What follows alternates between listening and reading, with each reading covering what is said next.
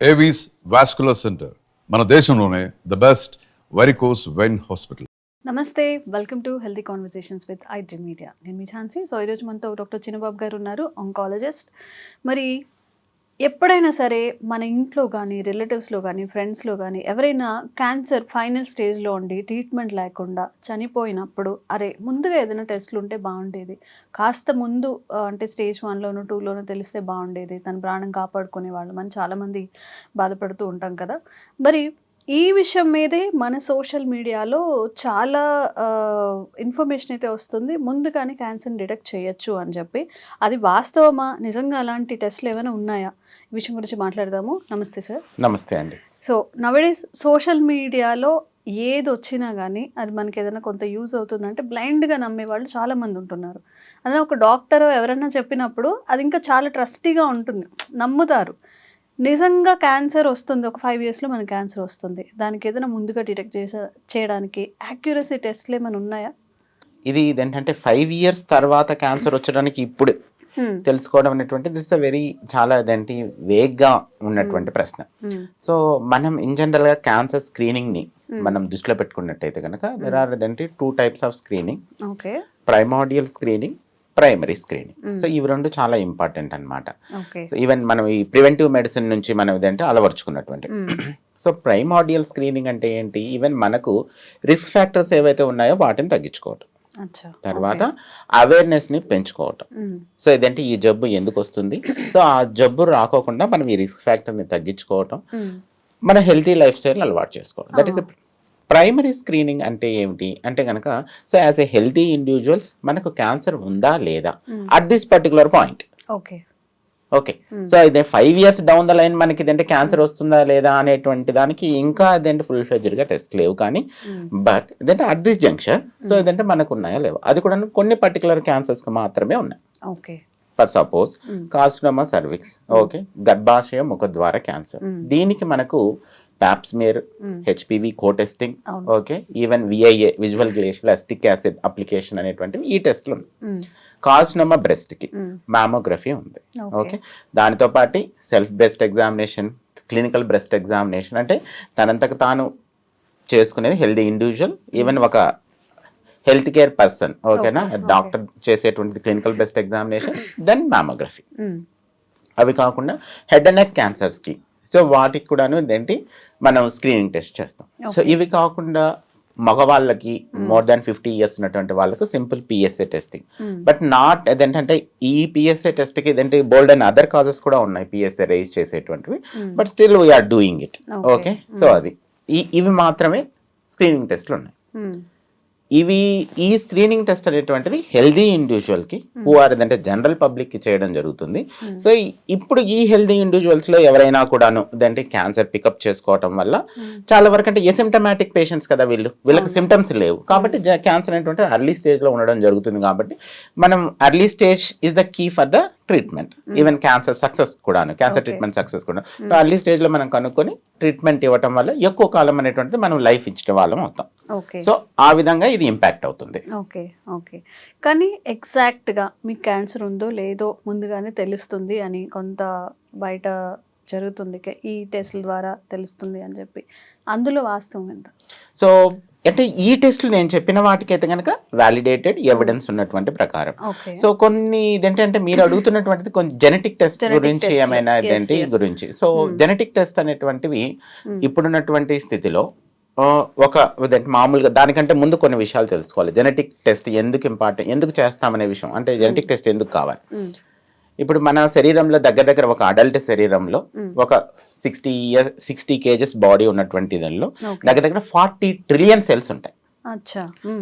So ఈ 40 trillion cells లో everyday చాలా వరకు కణాలు ఒక కణం 2గా డివిజన్ అవుతూ ఉండటం, ఇది ఫిజియోలాజికల్ స్ట్రెస్ ని బట్టి ఉంటుంది అనమాట. ఎంతవరకు డివిజన్ అవ్వాలి, ఎక్కడ ఆగాలి. సో ఇదంటే వీటన్నిట్లలో ఈ క్యాన్సర్ ఈ కణం 1-2గా డివిజన్ అవుతున్నటువంటి ఈ క్రమంలో 40 trillion సెల్స్ అంటే చూడండి ఎన్ని ఎక్కువ. కాబట్టి కొన్ని కణాలు అనేటువంటివి ఆటోమేటిక్ గానే ఇదేంటి అబ్నార్మల్ గా వెళ్ళటం జరుగుతుంది డివిజన్ అనేటువంటిది. అంటే డివిజన్ అనేటువంటిది కంట్రోలబుల్ నుంచి అన్కంట్రోలబుల్ కి వెళ్ళేటువంటి ఛాన్స్ ఉంటుంది. ఓకే ఓకే, సో ఆ అన్కంట్రోలబుల్ ఉన్నటువంటివి కూడాను ప్రతిరోజు కూడా ఒక మనిషిలో దగ్గర ఇదేంటి ఒక 1000 కావచ్చు, 1,00,000 కావచ్చు, ఏమైనా అబ్నార్మల్ కణాలు ప్రొడ్యూస్ అవ్వచ్చు, బట్ అందులో క్యాన్సర్ కణాలు కూడా ఉండవచ్చు, కానీ మనకు చెక్ ఉంటుంది. ఓకే, మన రెగ్యులర్ జరిగేటువంటి ఈ ప్రాసెస్ లో ఉన్న చెక్ లో ఏమవుతుందంటే మన బాడీలో ఉన్నటువంటి ఈ సెల్ సైకిల్ చెక్ పాయింట్స్ కావచ్చు, దాని తర్వాత ఈవెన్ ఇమ్యూనిటీ రిలేటెడ్ థింగ్స్ కావచ్చు, ఇవన్నీ కూడాను ఆ కణాలన్నింటినీ చంపేస్తాయి. ఓకే, సో దట్ ఇదంటే మామూలు మనిషిలో కూడాను ఇన్ని అబ్నార్మల్ థింగ్స్ జరిగినా కూడాను అది క్యాన్సర్ గా రూపు చెందడం లేదు. ఓకే, కానీ కొంతమందిలో అది క్యాన్సర్ కణాలుగా రూపు చెందడం జరుగుతుంది. సో ఈ అబ్నార్మాలిటీ జరుగుతున్నటువంటి వాటిలో కొన్ని ఓకేనా ఈ సెల్ సైకిల్ అంటే స్పెసిఫిక్ చెక్ పాయింట్స్ అని చెప్పుకున్నాము.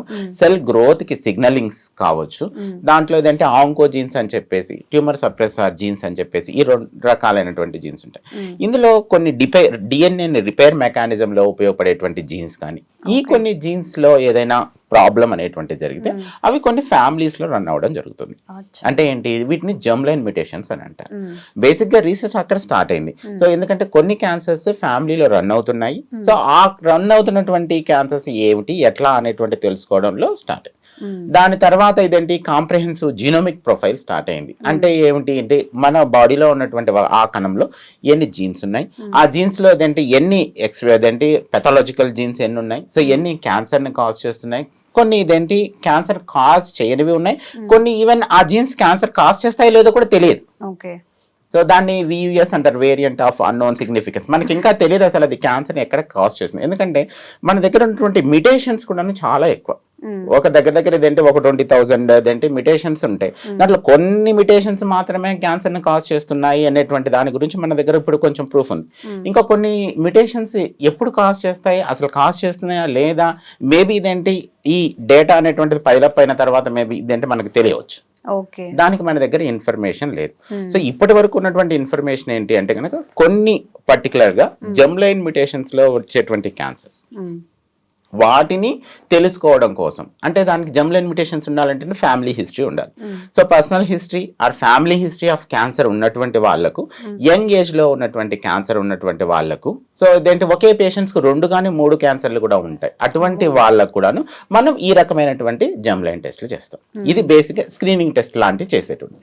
ఇంకోటి థెరపటిక్ పర్పస్ కోసం కూడా చేస్తాం. అంటే ఏంటి, ఈ క్యాన్సర్ కణాలు ఏ మ్యుటేషన్స్ కాజ్ చేసుకుని ఉందో ఆ మ్యూటేషన్స్ కి మనం ఏదైనా స్పెసిఫిక్ టార్గెట్ థెరపీ ఏమైనా ఉపయోగించుకోవచ్చా, సో ఆ పర్పస్ కోసం కూడాను ఈ జీనోమిక్ ప్రొఫైల్ అనేటువంటిది చేయడం జరుగుతుంది. ఇవి తప్ప as a general public okay ఇదంటే ఒక అసిమ్టమాటిక్ జనరల్ పబ్లిక్ కి నీకు క్యాన్సర్ డౌన్ ద లైన్ వస్తుందా రాదా అనేటువంటిది ఈ జంక్షన్ లో మనం జెనెటిక్ స్క్రీనింగ్ చేసుకోవటం వల్ల తెలిసేటువంటి అవకాశాలు చాలా తక్కువ.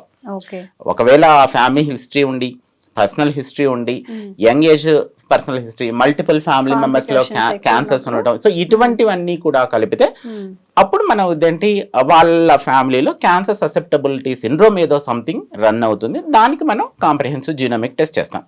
అన్లెస్ అంటిల్ జనరల్ పబ్లిక్ కి మాత్రం ఎటువంటి స్క్రీన్ అంటే జీనెటిక్ స్క్రీనింగ్ టెస్ట్ అయితే రికమెండేషన్ కాదు. ఓకే, సో దానివల్ల యాక్యురేట్ గా ఉంది లేదు అనేది తెలియదు, చెప్పడం కష్టం. ఓకే కానీ చాలా మందికి ఏంటంటే ఓకే ఇప్పుడు ఏదో టెస్ట్ వచ్చింది, ఇది చేయించుకుంటే మనకి క్యాన్సర్ ఉందో లేదో ముందుగానే తెలిసిపోతుంది అన్న థాట్ లోనే ఉన్నారు ఇప్పుడు. యాక్చువల్లీ ఏంటంటే వాళ్ళకి ఎటువంటి సస్పిషన్ ఉన్నా first they have to consult a doctor, ఓకేనా, హూ ఈజ్ ఏంటంటే ఆంకాలజిస్ట్. వాళ్ళు సర్జికల్ కావచ్చు, మెడికల్ కావచ్చు, రేడియేషన్ కావచ్చు, ఎనీ ఆంకాలజిస్ట్ ఓకేనా, వాళ్ళని కన్సల్ట్ అయ్యి వాళ్ళ హిస్టరీ మొత్తం ఇదేంటి డాక్టర్తో డిస్కస్ చేసుకున్న తర్వాత ఇఫ్ డాక్టర్ ఇదేంటి ప్రిస్క్రైబ్ చేస్తే మేబీ అండర్గో. దానికి కూడాను ఈ జెనెటిక్ టెస్ట్ కూడాను కౌన్సిలింగ్స్ ఉంటాయి, pre genetic counselling, genetic test వచ్చిన తర్వాత పోస్ట్ జెనెటిక్ కౌన్సిలింగ్. సో అదేంటి ఇవన్నీ చాలా ఇంపార్టెంట్, ఎందుకంటే కొన్నిసార్లు ఇదేంటి ఆ జెనెటిక్ టెస్ట్ యొక్క సిగ్నిఫికెన్స్ కూడాను తెలియని పరిస్థితులు కూడా ఉండొచ్చు. ఒకవేళ జెనెటిక్ టెస్ట్ యొక్క సిగ్నిఫికెన్స్ తెలిసిన తర్వాత అదేంటి ఎక్స్ప్రెస్ చేయడానికి మల్టిపుల్ ఫ్యాక్టర్స్ మనకి ఇదేంటి ఇబ్బంది జరగవచ్చు.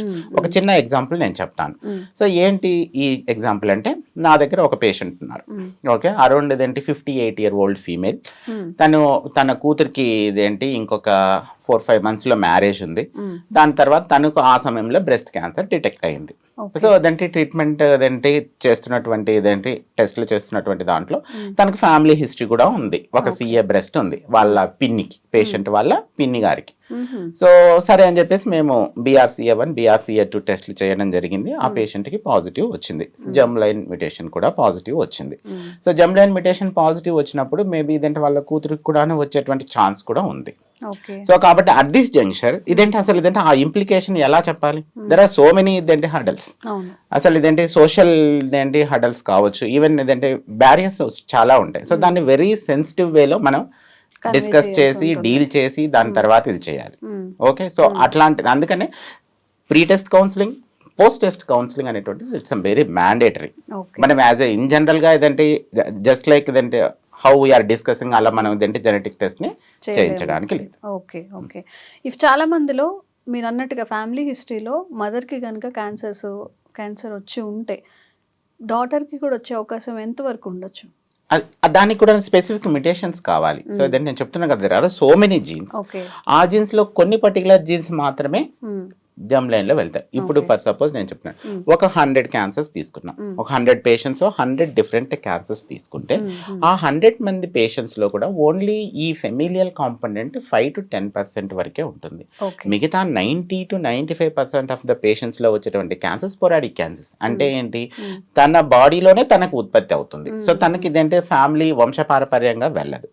సో అంటే ఈ బాడీనే తన లైఫ్ స్టైల్ చేంజెస్ వల్ల కావచ్చు, ఎన్విరాన్మెంటల్ ఫ్యాక్టర్స్ వల్ల కావచ్చు, సో తను తీసుకున్నటువంటి ఫుడ్ దాని డయటరీ హ్యాబిట్స్ వల్ల కావచ్చు, ఇదేంటి తన బాడీలోనే క్యాన్సర్ అనేటువంటిది డెవలప్ అవడం జరుగుతుంది. Only 5 to 10% of the people కి మాత్రమే అటువంటి కాంపోనెంట్ ఉంటుంది.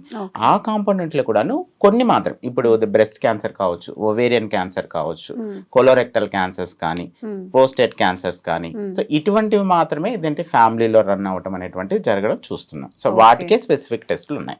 Sir, as earlier we discuss, చాలా మన బాడీలో పర్ డేకి 1,00,000 క్యాన్సర్ కణాలు ఉంటే కొన్ని చనిపోతున్నాయి, కొన్ని క్యాన్సర్గా మారుతున్నాయి. సో ఈ ఇమ్యూనిటీని వాళ్ళు ఎలా డెవలప్ చేసుకోవాలి, దీన్ని ఎలా వాళ్ళు డీల్ చేసుకోవచ్చు? సో ఇప్పుడు ఏంటంటే మన బాడీలో పర్ డే ఇదేంటి అది స్పెసిఫిక్ నంబర్గా నేను ఇదేంటి చెప్పట్లేదు, ఎందుకంటే ఇదేంటి ప్రూవెన్ ఫ్యాక్ట్ లేదు. కానీ ఇన్ని తప్పులు జరగచ్చు, జరిగినా కూడా వాటిని రెక్టిఫై చేసుకోగలుగుతుంది మన బాడీ, అది నేను చెప్తున్నాను. సో ఇందులో ఏ ఒక్క సెల్ కూడాను ఈ రెక్టిఫికేషన్ లేకపోవటం వల్ల అది క్యాన్సర్గా పరిణమించేటువంటి ఛాన్సెస్ ఉంది. బట్ ఆ ఒక సెల్ కూడా రాకోకుండా మనకు సో మెనీ ఫ్యాక్టర్స్ ఉన్నాయి. సో ఇదేంటి సెల్ సైకిల్ నేను స్పెసిఫిక్ చెక్ పాయింట్స్ చెప్పాను. అలాగే ఇదేంటి మన బాడీ యొక్క ఇమ్యూనిటీ. ఓకే, మన బాడీలో ఉన్నటువంటి న్యాచురల్ కిల్లర్ సెల్స్ కానీ, తర్వాత ఇదేంటి T cells కానీ, ఓకేనా, ఈ T cells లో కానీ ఇవి రెండు కూడాను ఈ క్యాన్సర్ కణాలను చంపివేస్తాయి. దానికి కూడాను ఇదేంటి ఈ క్యాన్సర్ కణం ఒకటైతే బయటపడి క్యాన్సర్ గా పరిణమించిందో ఆ క్యాన్సర్ కణం కూడా మన బాడీ ఇమ్యూనిటీని కళ్ళు కప్పి పెరుగుతుంది. కొన్నిసార్లు ఇప్పుడు రీసెంట్ గా వచ్చినటువంటి మెడిసిన్స్ కూడాను ఆ కళ్ళు కప్పి పెరిగేటువంటి దానిని కూడాను మనం రికగ్నైజ్ చేసి మన ఇమ్యూనిటీని ప్రేరేపించి అది క్యాన్సర్ సెల్ అనేటువంటి విషయం చెప్పే విధానాన్ని కూడా చేస్తున్నాం. ఒక చిన్న ఎగ్జాంపుల్ చెప్తాను, ఓకేనా. సో ఇప్పుడు మీరు మీరు వర్కింగ్ ఎన్విరాన్మెంట్ లో, ఓకే, మీరు ఇక్కడ నుంచి ఒక పార్సల్ పంపించారు. పార్సల్ పంపించేసేసి అక్కడ 2 పర్సన్స్ ఉంటారు. అందులో ఇదేంటి పొట్టిగా ఉన్నటువంటి పర్సన్ కి ఈ పార్సల్ ఇవ్వండి అని చెప్పాం, అంతే. సో ఇక్కడ నుంచి వెళ్ళిపోయింది T సెల్. వెళ్ళిపోయిన తర్వాత అక్కడ 2 సెల్స్ కనబడ్డాయి. ఆ 2 సెల్స్ పొట్టిగా ఉన్నాయి. అప్పుడు ఏం చేస్తుంది? కన్ఫ్యూజ్ అవుతుంది. కాబట్టి తర్వాత లేదు, ఇంకొక సిగ్నల్ ఇచ్చారు. 2 పర్సన్స్ ఉన్నారు. ఆ 2 పర్సన్స్ లో బ్లూ షర్ట్ వేసుకున్న వాళ్ళకి ఇవ్వండి అని చెప్తుంది. 2 బ్లూ షర్ట్ వేసుకుంటే, సో కాబట్టి ఇదేంటి ఇందులో ఏంటంటే క్యాన్సర్ కణానికి మామూలు కణానికి చాలా చాలా తేడాలు ఉంటాయి. సో ఆ తేడాలని మనం ముందు క్వాంటిఫై చేసి మనం ఇచ్చేటువంటి T సెల్ కి కూడాను హౌ సిగ్నలింగ్ అంటే దాన్ని పర్ఫెక్ట్ గా క్యాన్సర్ కణం అని గుర్తించే విధానానికి కూడా మనం దానికి నేర్పించి పంపించాలి. దట్స్ వాట్ ఇదంటే రీసెంట్ గా వచ్చినటువంటి కార్టిసెల్ థెరపీస్ కావచ్చు, ఇమ్యునోథెరపీస్ కావచ్చు, ఇవన్నీ కూడా రీసెంట్ థింగ్స్. ఎందుకంటే ఆ ఒక్క క్యాన్సర్ కణము క్యాన్సర్ పెద్ద గడ్డగా పరిణమించి శరీరం అంతా పాకుతున్నటువంటి ఆ క్యాన్సర్ కణము మన ఇమ్యూనిటీని కళ్ళు కప్పేసి పెరుగుతున్నటువంటి దాన్ని మన సెల్ఫ్ ఇమ్యూనిటీని ప్రేరేపించి ఆ క్యాన్సర్ కణం మీద దాడి చేయించడం. ఓకే, సో ఆ దాడి చేయించడం అనేటువంటిది not a simple task. So it's ఏంటంటే చాలా ఫ్యాక్టర్స్ మీద డిపెండ్ అయి అయి ఉంటుంది. ఉంటుంది.